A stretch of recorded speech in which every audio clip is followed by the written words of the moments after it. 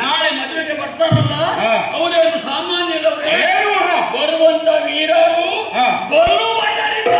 ಇದ್ದಾರೆ, ವೀರಾದಿ ವೀರರು ನಿಮ್ಮನ್ನ ಲೆಕ್ಕಿಸಲಾರರು. ಅವರು ಮುಕ್ಕಣ್ಣನಿಗೂ ಮಿಗಿಲಾದವರು ಬರ್ಲಿಕ್ಕಿದ್ದಾರೆ.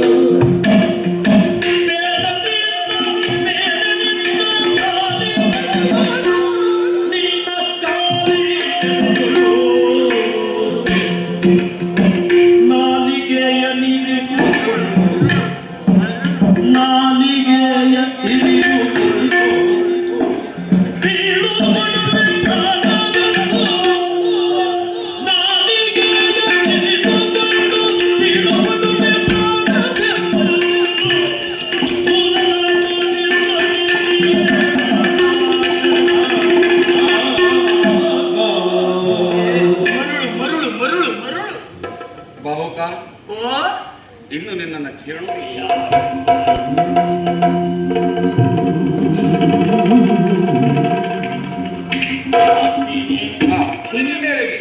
ಜೊತೆಯಲ್ಲಿ ಲೋಕದಲ್ಲಿ ಧರ್ಮದ ಉಳಿವಿಗಾಗಿ ಗ್ರಹತೇಜನಾದಂತಹ ನಾನು ಧರ್ಮಪರನಾಥನಾಗಿ ಪ್ರತಿಯೊಬ್ಬರ ರಾಶಿ ಚಕ್ರವನ್ನು ಸೇರುವವನಿದ್ದೇನೆ. ಸತ್ಯವಂತನು ಧರ್ಮವಂತನೂ ಆದಂತಹ ನಿನ್ನನ್ನು ಸೇರುವುದಕ್ಕಾಗಿ ಹಲವಷ್ಟು ವರ್ಷಗಳೇ ಕಾದೆ. ತದನಂತರದಲ್ಲಿ ನಿನ್ನನ್ನು ಸೇರಿದೆ. ನಿನ್ನನ್ನು ಸೇರಿದ ಮೇಲೆ ನನಗೇ ತೊಂದರೆ ಆಗಿದ್ದೀವಾಗ ಹೇಗೆ?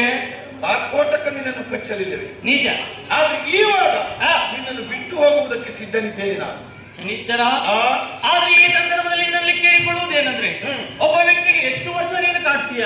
30 ವರ್ಷ. ಶನಿದೇವ, ಮನುಷ್ಯನ ಆಯಸ್ಸು ಅಂತ ಹೇಳಿದ್ರೆ 100 ವರ್ಷ. ಅದರಲ್ಲ 50 ವರ್ಷ ನಿದ್ದೆಯಲ್ಲಿಯೇ ಕಳೆದು ಹೋಗ್ತಾನೆ. ಸರಿ. ಇನ್ನುಳಿದ 50 ವರ್ಷದಲ್ಲಿ 30 ವರ್ಷ ನೀನು ಕಾಡಿದೆ ಅಂತ ಆದ್ರೆ ಹೆಚ್ಚಾಗುವುದಿಲ್ವೇ? ನಾನು ಚಕ್ರವರ್ತಿಯಾದಂತ ನಾನೇ ಇಷ್ಟು ಕಷ್ಟವನ್ನು ಅನುಭವಿಸಿದ್ದೇನೆ. ಸಾಮಾನ್ಯ ವ್ಯಕ್ತಿಗಳಾದ್ರೆ ಹೇಗೆ ಸಹಿಸಿಕೊಳ್ಳುವುದಕ್ಕೆ ಸಾಧ್ಯ?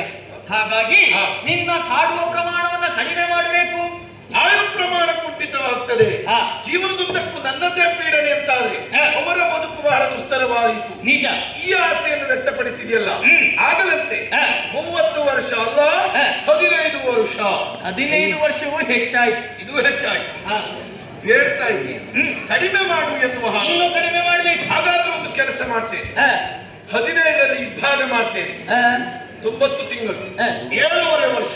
7.5 ವರ್ಷವೂ ಹೆಚ್ಚಾಯ್ತು. ಹಾಗಾದ್ರೆ ಇನ್ನೊಂದು ಕೆಲಸ ಕಾಡಬೇಕು ಅನ್ನೋದಾಗಿ ಹೇಳ್ತಾ ಇದ್ದೀಯ. ಆದ್ರೆ ನಿನ್ನಲ್ಲಿ ಒಂದು ಭಿನ್ನಹ. 7.5 ವರ್ಷ ನೀನು ಕಾಡುವುದೇ ಹೌದು ಅಂತ ಆದ್ರೆ 3.25 ವರ್ಷ ಶಾಂತ ಸ್ವರೂಪದಲ್ಲಿ, 3.25 ವರ್ಷ ಕ್ರೋಧದಲ್ಲಿ ಕಾಡಬೇಕು ಎನ್ನುವ ಹಾಗೆ ಕೇಳ್ತಾ ಇದ್ದೀನಿ. ಹರಿವರನ ನಿಯಮ ಮೀರುವುದಕ್ಕೆ ನನ್ನಿಂದ ಸಾಧ್ಯವಿಲ್ಲ. ಆದ್ರೆ ಪರಮ ಹರಿಭಕ್ತನಾದಂತಹ ನೀನು 3 ಮೂರ್ತಿಗಳ ಅನುಗ್ರಹಕ್ಕೆ ಪಾತ್ರನಾದವರಿದ್ದೀಯ. ನಿನ್ನನ್ನು ಕಾಡುವುದಕ್ಕಾಗಿ, ನಿನ್ನ ರಾಶಿ ಚಕ್ರವನ್ನು ಸೇರುವುದಕ್ಕಾಗಿ ಬಹಳಷ್ಟು ವರ್ಷವೇ ಕಾದವನಿದ್ದೇನೆ. ಯಾರ ತನ್ನ ರಾಶಿಯನ್ನು ಸೇರುವಂತಹ ಕಾಲದಲ್ಲಿ ಯಾವ ದೈವ ದೇವರುಗಳ ಅನುಗ್ರಹ ಇದ್ದರೂ ಸಹ ಅವರನ್ನು ಸೇರಿಯೇ ಸೇರುತ್ತೇನೆ. ನಾನು ಸೇರಿದಾಗ ಎಲ್ಲವನ್ನೂ ಕಳೆದುಕೊಳ್ತಾನೆ. ನಾನು ಬಿಟ್ಟು ಹೋಗುವಾಗ 1ಕ್ಕೆ 2ರಷ್ಟು ಕೊಟ್ಟು ಹೋಗ್ತೇನೆ. ಸಾಕ್ಷಿ ನೀನಾಗಬೇಕು. ಸಂತೋಷ. ಹಾಗಂತ ಇನ್ನು ಮುಂದೆ ನಿನ್ನ ಸಂಚಾರ ಹೊರಟೆ ಎಲ್ಲಿಗೆ? ಎಲ್ಲಿ ಜೂಜಾಡ್ತಾರೋ ಹಾ. ಅವರಲ್ಲಿ ಬಳಿಗೆ ಹೋಗ್ತೇನೆ.